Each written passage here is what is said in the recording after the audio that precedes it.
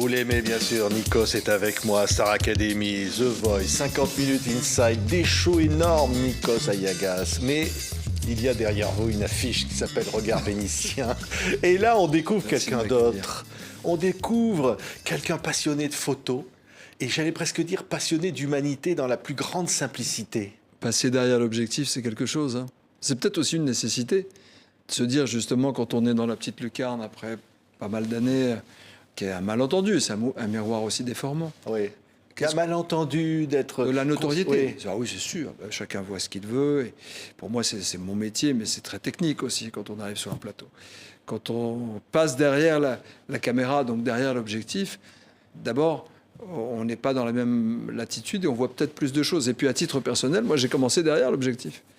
J'ai commencé jeune journaliste, reporter. D'ailleurs, on a même travaillé sur TV5, Oui. pas ensemble, mais, il y a 30 ans. Je me souviens avec voilà, Karine Le Marchand, d'une exact. émission qui s'appelait 24 heures En direct à d'Athènes. et avec un animateur qui s'appelait Nikos Aliagas et avec Karine Le Marchand. C'était Comme quoi, il faut passer par TV5 si on veut faire carrière plus tard, mais entre guillemets. Ça dépend. Hein. Mais c'était pour moi le fait de revenir derrière l'objectif depuis quelques années maintenant. C'était aussi me donner l'opportunité d'abord de gagner une liberté, de ne pas être vu, mais de regarder le monde pour au final créer un dialogue. C'est un dialogue, la photographie. Oui, un autre dialogue. Le dialogue, parce qu'au fond, on va parler de Venise, oui. de cette exposition formidable dans un palais à Venise. Oui, incroyable. Ça va être jusqu'au 2 avril. Magnifique. Hein, et donc là, quand je dis tout à l'heure, bien sûr, les shows, bien sûr, les millions de téléspectateurs, et là, la solitude face à des personnes. Et là, il y a un regard sur des visages, sur des mains, sur l'âme humaine. Mais est-ce qu'on peut encore photographier Venise? En fait, c'était ça la question. Quand la Fondation Albert Odol m'a dit « On aime bien tes photos » et que Béatrice de Regnès m'a appelé, la responsable, pour me dire « On peut écrire une histoire un peu ensemble sur Venise ?» Je dis « Mais est-ce que je peux encore photographier Venise ?» 30 millions de visiteurs par an. Venise, les plus grands l'ont immortalisé. Willy Ronis, tout a été dit. Et puis finalement, je me dis, il y a une chose qu'on ne voit pas souvent à Venise, ce sont les Vénitiens eux-mêmes. C'est-à-dire qu'on voit la mise en scène de Venise, la Commedia dell'arte, on voit le carnaval. Là, j'y étais il y a 2 jours, sur le Grand Canal, avec effectivement tous ces gens déguisés. Mais en même temps, qui sont les vrais Vénitiens? Ceux qu'on ne voit pas et ceux que les touristes ne voient pas. Parce qu'aujourd'hui, quand on voit les touristes, qu'est-ce qu'ils font? Ils arrivent place Saint-Marc, ils se prennent en selfie, ils veulent être dans le cadre. Mais est-ce qu'il y a un vrai dialogue avec la cordonnière, avec le monsieur là, qui nettoie la sèche et le poisson sur le marché du Rialto? Qui sont ces gens? Qu'est-ce qu'elles disent, ces mains? C'est quoi le regard du papetier, là, juste derrière le Campo San Polo, qui te regarde comme ça, qui te fait « Qu'est-ce que tu veux? Ma che vuoi ?»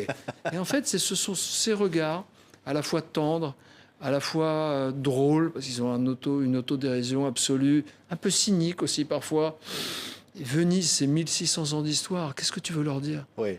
Il dit, de voix de passage, t'es une erreur statistique. Le coiffeur, oui. qui me dit, qu'est-ce que tu veux? Je voudrais photographier avec mon italien bancal, etc. Puis finalement, on est dans les années 50. Ce sont les mêmes gestes depuis la nuit des temps. Et là, je me perds. Et puis, c'était la première fois que j'allais à Venise. Je ne connaissais pas Venise. Donc l'errance, elle est intéressante. Oui, l'errance, c'est partir à l'inverse du parcours des touristes. C'est d'aller où on ne va pas et de regarder de l'autre côté. C'est exactement cette image. C'est que les touristes avancent en meute, comme l'époque d'ailleurs. C'est dans l'air du temps. Réseaux sociaux, tout le monde, tous dans la même direction. Tout est... Voilà, il n'y a pas de chemin entre les deux. Puis finalement, tu vois ce bonhomme, ce monsieur, à un certain âge, il n'y a pas de voiture, il n'y a pas de Vespa, et il est là, avec son chariot, et il fait le même geste depuis plusieurs générations, à contre-jour. Ouais. Et là, beau, la lumière, là, j'arrête là parce qu'on voit cette photo. Il y a tout. Le noir et blanc est sublime. Oui. Il y a une magie. Venise, c'est bien sûr dans la conscience collective beaucoup de couleurs. C'est l'ocre, mais finalement, le noir et blanc lui donne une intemporalité, lui donne une dramaturgie en fait qui me touche aussi, où chacun n'est qu'une ombre, hein, malentendu, une projection, au sens presque platonicien du terme. Ouais, là, on voit des ombres, là. On voit des ombres sur ce mur, là. Hein. Oui, puis on voit la vie. En fait, le postulat de départ, c'est que Venise nous observe. Ouais. On croit voir Venise quand on arrive, on voit les gondoles, tout le monde est content. Puis finalement, on se rend compte que derrière les persiennes des palazzos, derrière les petites boutiques perdues, une fois qu'on s'est totalement égaré, je vois 2 yeux qui me regardent. Je dis, mais... et ceux-là, ils jaugent pas, ils jugent pas. Ils essaient de reconnaître. Et la photo est de toute façon une reconnaissance. Cette femme passe des heures dans son petit atelier à faire des masques. Il y a le jeu du masque, à l'heure où tout le monde est filtré, masqué sur les réseaux sociaux. Partout dans le monde, on a le droit de se réinventer. Que nous dit encore le masque de Venise? En quoi est-il une catharsis, une renaissance, un jeu? Qui se cache de qui? Ouais. Tout ça, moi, je le vis avec un simple appareil. Ça parle pour le côté masque. Est-ce qu'on joue un personnage? Est-ce que Nikos est le vrai Nikos qu'on connaît D'abord, c'est une vraie question que je me pose oui. moi-même. C'est-à-dire que, évidemment, je fais un métier qui déforme. Quand tu as la chance, après pas mal d'années, de faire partie de la vie des gens et de voir même une génération qui dit « Ah, j'ai grandi avec la Starac ou j'ai grandi avec The Voice », mais est-ce qu'ils me connaissent vraiment? Est-ce que une fois que les lumières sont éteintes du plateau de télévision, je peux avoir une autre vie que celle du mec qui tient un micro et qui dit « Bonsoir, ça va ?» En fait, je ne vis pas comme ça du tout. Oui. J'ai 2 gamins, je rentre chez moi, c'est terminé. Mais ma liberté, c'est de pouvoir raconter autre chose. Une femme m'a dit un jour, j'avais exposé, c'était ma première expo à la conciergerie, une dame assez âgée, qui venait de loin d'ailleurs, elle me dit « Je vous regarde à la télé, vous allez tellement bien... à côté de mon canapé, je dis « Ah, c'est gentil, etc. » Parce que c'est le malentendu, c'est ce que je disais, c'est la télé. Elle me dit « Mais maintenant, je sais qui vous êtes. » Mais je me dis « On ne me voit pas sur les photos, madame. » Ben justement. Et en fait, c'est vrai. Moi, j'ai aimé les grands photographes sans absolument pas connaître leur vie. J'ai été fasciné par Koudelka. Je ne savais pas qui était Koudelka parce qu'il parlait de lui à travers les autres. Et en fait, c'est ce que j'essaie de retrouver à chaque fois. C'est cette humanité à travers les yeux de quelqu'un que je ne connais pas, mais dont la destinée a voulu qu'on se retrouve le temps d'un clic, le temps d'un échange. C'est l'humanité, c'est un mot, vraiment, c'est très fort.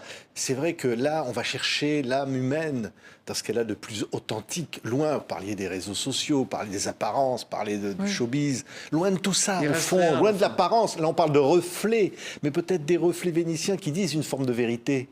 Parce que Venise est un lieu de passage, est un lieu de mouvement absolu, effectivement, à travers l'histoire, de résistance aussi, et puis de secrets, de non-dits, mais aussi d'apparat, de paraître, de futilité, de mythes. Et en même temps, à la fin, il reste rien de tout ça. Chaque image remplace l'autre. C'est-à-dire que les murs sont là, mais les êtres humains sont de passage. Donc moi, ce qui me fascine dans ces regards, ce qui me fascine dans la photographie, c'est qu'au fond, elle me rappelle le passage. Ouais. Et qu'à la fin, il ne restera rien. Si ce n'est dans un regard d'une personne âgée, dans les mains d'un artisan, quelque chose d'immuable qui appartient à notre fragilité, à notre finitude, au fond. C'est ça que je recherche. Regardez, le geste de ce pêcheur qui vient avec ses sèches, qui les nettoie, il est millénaire. Qu'est-ce qu'on a inventé de plus? Rien. Alors tout le reste, c'est bien, mais ça ne restera pas. Et c'est peut-être pour ça que, non pas que je me réfugie dans la photographie, mais peut-être que je renais dans la photographie. Oui. C'est au fond de rechercher une forme, pas d'immortalité, mais de... L'immortalité est un grand mot, mais de vérité. Oui, de vérité, mais quand on pense à vos grands-parents, à ce qu'ils ont vécu... C'est eux que je recherche. Oui. Ouais. Et c'est assez juste. Que votre maman vous a dit, quand vous, peut-être, à un moment, vous pouviez vous dire « Oh, ça y est, je suis devenu une star » ou quelque chose. Il n'y a pas de ça. Et elle vous ramenait à la vérité. Mais évidemment. Oui.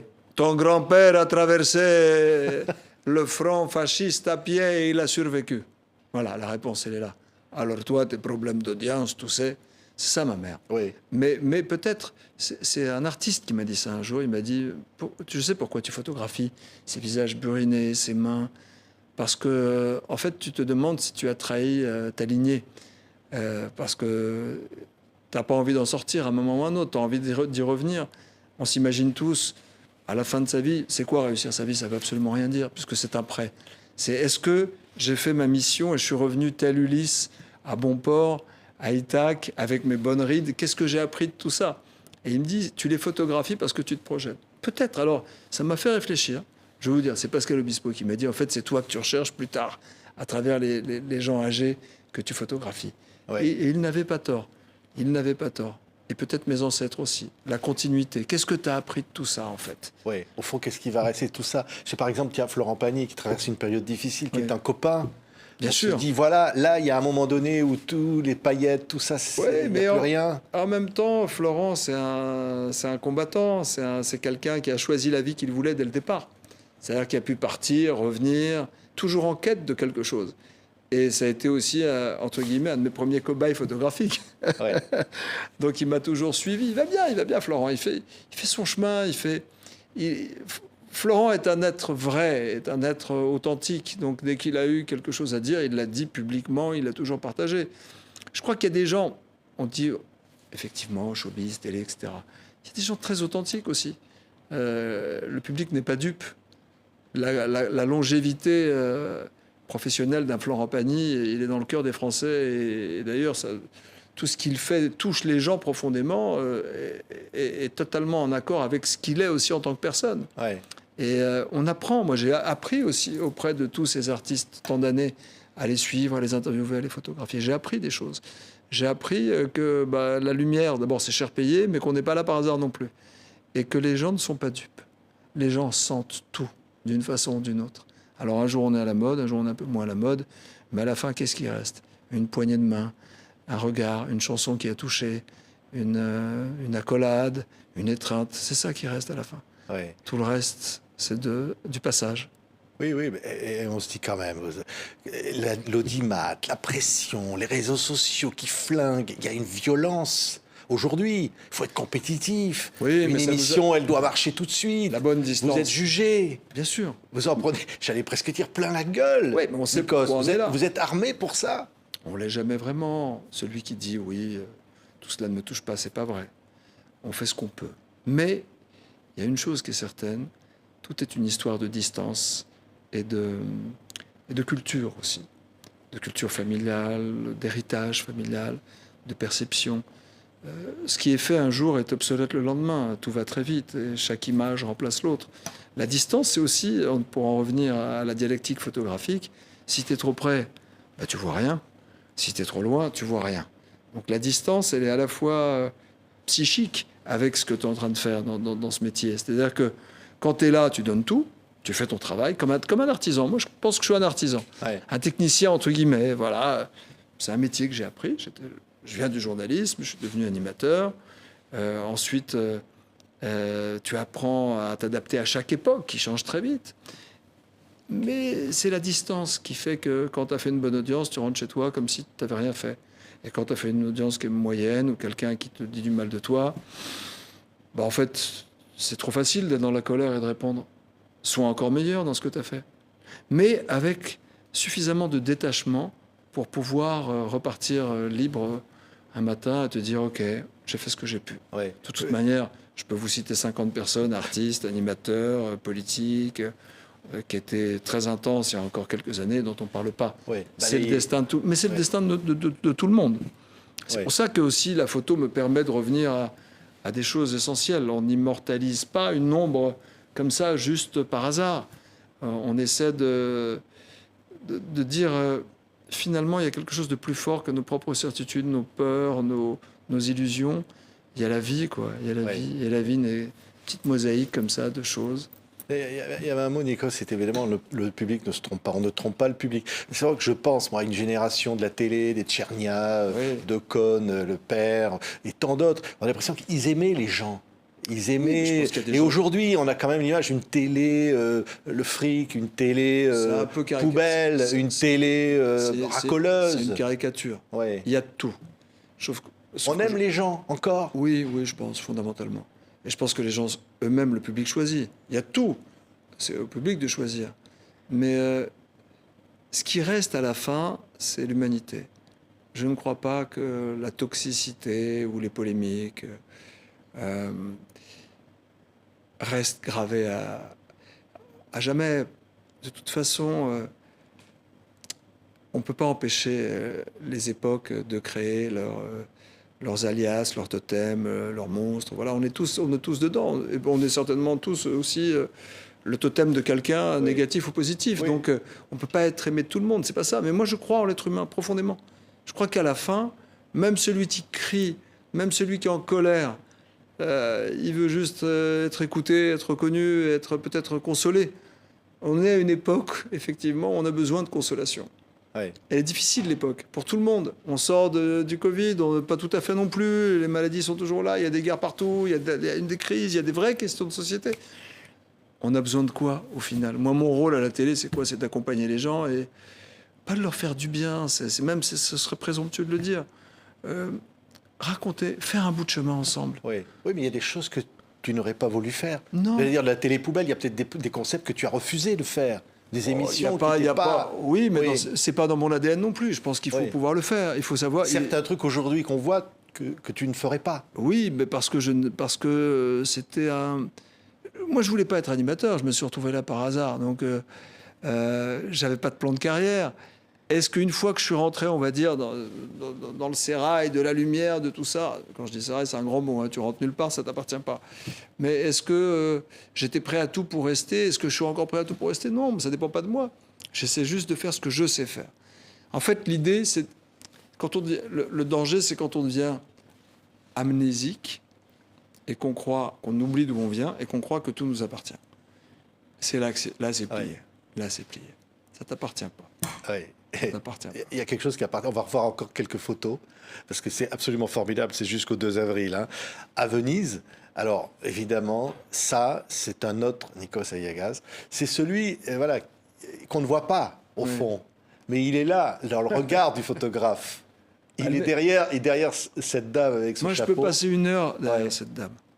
Je peux passer 1 heure à l'observer. D'ailleurs, avant de photographier, j'observe énormément. Et j'attends. Alors j'étais avec Stéphane, un de mes collaborateurs, il m'a dit « On attend quoi là ?» Je dis « Je sais pas. Il va se passer quelque chose, t'as vu un truc ?» Je ne sais pas. C'est bien de prendre le temps. Ouais. C'est bien dans cette époque où tout le monde est pressé, et où moi-même sur une émission, je dois gérer tellement de paramètres, j'en ai de partout. Me dire maintenant j'arrête. Et j'observe. J'observe. La photo n'est jamais la même, puisque de toute manière, regardez, cette lumière, 2 secondes plus tard, elle n'existe plus. Ce ne sont que des affiches. Pourtant, moi, je veux un lever de rideau. J'ai l'impression qu'il va se passer quelque chose. En fait, c'est l'art de l'attente qui est le faux ennui, en fait. Je m'ennuie plus, parfois, à lire des choses, à partager, à être là, que finalement, juste à attendre un regard qui va passer devant toi, avec qui je vais peut-être discuter, une personne, un vieux monsieur qui va me parler de sa vie, un vieux pêcheur qui va me dire voilà, ce doigt je l'ai perdu. Puis dans ce cas-là, je sors mon téléphone et je l'enregistre. Je prends juste sa voix. À quoi ça va servir? Je n'en sais rien, mais j'éprouve le besoin d'un dialogue autre que d'une posture quelconque, sociale, médiatique. En fait, au fond, une fois que mon métier est fait, que je fais ma part, en fait, ça ne m'intéresse plus de faire le numéro de claquette dans les couloirs ou de faire « Salut, ça va? Ouais, un tel. » Voilà. Ouais. Mais je pense aussi que l'âge a joué. C'est vrai que j'ai 54 ans aujourd'hui. On parlait de nos âges avant de commencer cette émission. Je vais en avoir 60 dans 6 ans. Ça me va très bien. À partir du moment où tu sais comment tu es arrivé là. Oui. Et comment tu en sors? Parce qu'on parlait de Venise, la tentation de Venise, c'est de se dire à un moment donné, peut-être... Je sors de tout ça. Sortir complètement. C'était le bouquin d'Alain Juppé, ça, ouais. La tentation de Venise. Et puis, bye bye. La vie est une tentation de Venise, en permanence. Et puis dès que tu sors, tu te dis, mais c'était mieux avant. Laisse faire les choses. Moi, j'ai confiance au destin. C'est à la destinée, en fait. Aie confiance. Ne renie rien. Les choses ne se font jamais dans la douleur parce qu'on a décidé que c'était le moment et que la vie passait trop vite. Si je suis là, c'est qu'il y avait bien une raison. Alors, je la connais certainement pas. C'est pas la raison, c'est le public. Oui. La raison, c'est quelque chose qui... Le public te donne l'accès. Mais si on sort, on dézoome un peu, hein, je vais encore regarder la dialectique photographique, il y a certainement une raison qui me dépasse, qui est celle d'une raison de la destinée familiale. Moi, ça, j'y suis assez sensible. Tu t'essaies de réparer un truc.